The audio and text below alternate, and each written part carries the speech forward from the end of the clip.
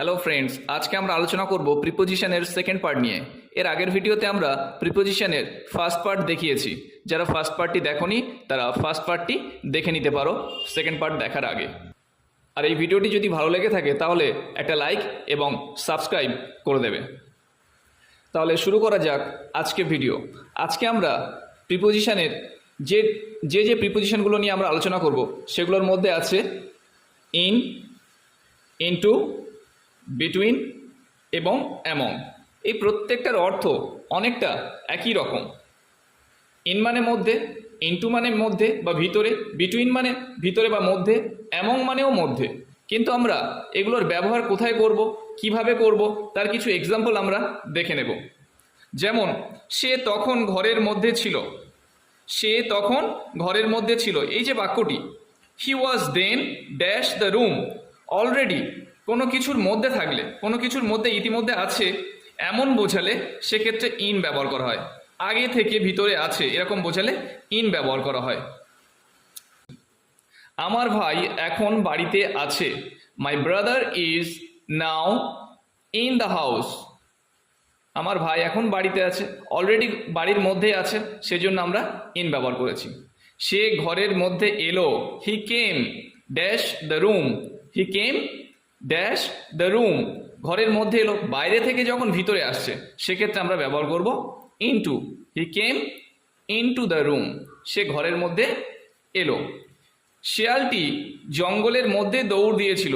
শেয়ালটি জঙ্গলের মধ্যে দৌড় দিয়েছিল, তাহলে বাইরে থেকে যখন জঙ্গলের মধ্যে প্রবেশ করছে সেক্ষেত্রে আমরা কি ব্যবহার করব ইনটু। টাকাটা দুই ভাইয়ের মধ্যে ভাগ করা হয়েছিল। তাহলে আমরা কি বলেছি এর আগে, বিটুইন ব্যবহার করা হয় যখন দুইয়ের মধ্যে বোঝাবে বা দুজনের মধ্যে বোঝাবে, সেক্ষেত্রে আমরা বিটুইন ব্যবহার করব। The money was divided between the two brothers. টাকাটা দুই ভাইয়ের মধ্যে ভাগ করা হয়েছিল। নেক্সট, রেশমা বসে আছে পূজা এবং পায়েলের মাঝে।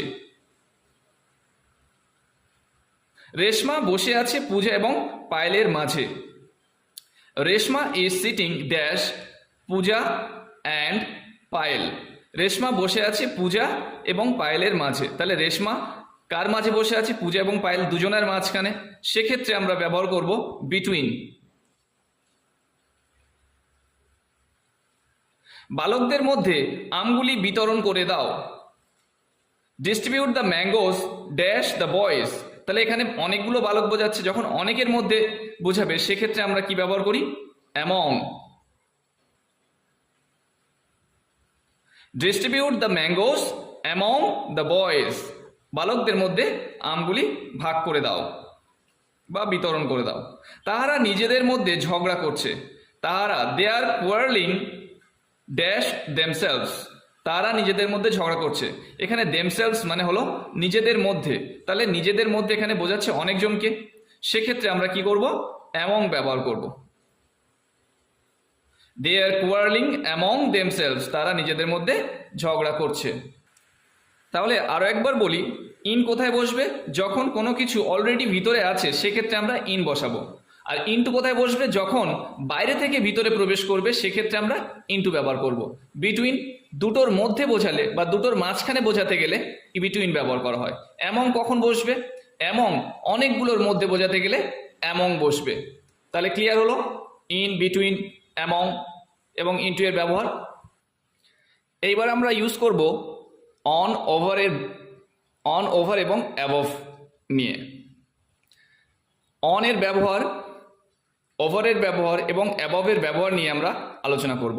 অন মানে উপরে, ওভার মানে উপরে, অ্যাবভ মানে ও উপরে, এবং প্রত্যেকটি শব্দের যদি একই অর্থ হয় তাহলে কোনটা কোথায় বসে সেক্ষেত্রে আমরা আজকে আলোচনা করব। অন মানে উপরে, কোনো কিছুর উপরে স্পর্শ করে থাকলে সেক্ষেত্রে আমরা অন ব্যবহার করি। ওভার কোনো কিছুর উপর দিয়ে পেরিয়ে গেলে বা কোনো কিছুর উপর দিয়ে যখন চলে যায় না স্পর্শ করে সেক্ষেত্রে আমরা ওভার ব্যবহার করি। আর অ্যাবভ যখন অনেক উঁচুতে বোঝায় সেক্ষেত্রে আমরা অ্যাবভ ব্যবহার করি। তাহলে কিছু এক্সাম্পল দেখে নেব। কলমটি আছে বইটির উপরে। The pen is dash the book. যেহেতু কলমটি বইয়ের উপরে আছে অর্থাৎ বইয়ের উপরে কলমটি স্পর্শ করে আছে, টাচ করে আছে, সেক্ষেত্রে আমরা অন ব্যবহার করব। The pen is on the book. Next, বইটি আছে টেবিলের উপরে।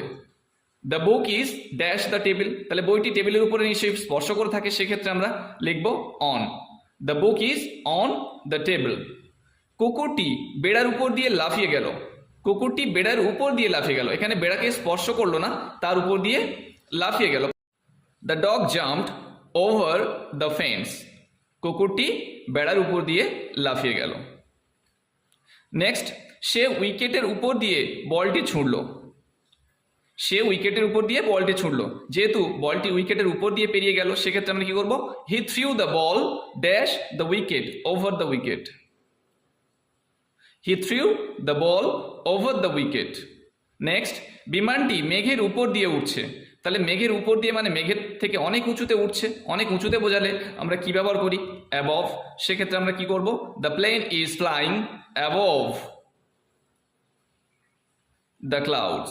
The plane is flying above the clouds. বিমানটি মেঘের উপর দিয়ে উঠছে। নেক্সট, আকাশ আমাদের মাথার উপরে। The sky is dash our head. আকাশ আমাদের মাথার উপরে মানে কি? মাথাকে আর স্পর্শ করে নেই, মাথার অনেক উঁচুতে, সেক্ষেত্রে আমরা কি করব? Above. The sky is above our head. বন্ধুরা, আজকে ভিডিওটা এই পর্যন্ত। ভিডিওটা যদি ভালো লেগে থাকে তাহলে অবশ্যই একটা লাইক এবং সাবস্ক্রাইব করে দেবে। Thank you.